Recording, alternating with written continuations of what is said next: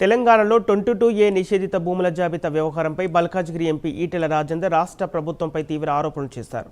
22A భూముల విషయంలో 10 లక్షల కోట్ల రూపాయల వసూలు చేయడంతో పాటు అందులో 30% కమిషన్ తీసుకునేలా వ్యవహారం ఉందని ఆరోపించారు. రాష్ట్రంలోని భూముల అమ్మకాలపై పెట్టిన దృష్టిని మౌలిక సదుపాయాల కల్పనపై కాంగ్రెస్ ప్రభుత్వం పెట్టడం లేదని విమర్శించారు.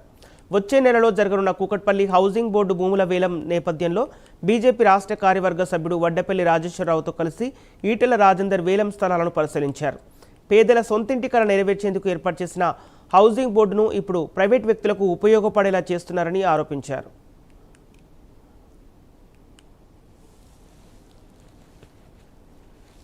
లక్షలాది మంది ప్రజలు నిరాశ్రయమైన సందర్భంలో నిజామే స్వయంగా పేదవాళ్లకు ఇల్లు కట్టియాలి, సొంత ఇంటి కల నెరవేర్చాలని చెప్పి సిటీ ఇంప్రూవ్మెంట్ బోర్డ్ అని 1911లోనే ఏర్పాటు చేసింది నిజాం.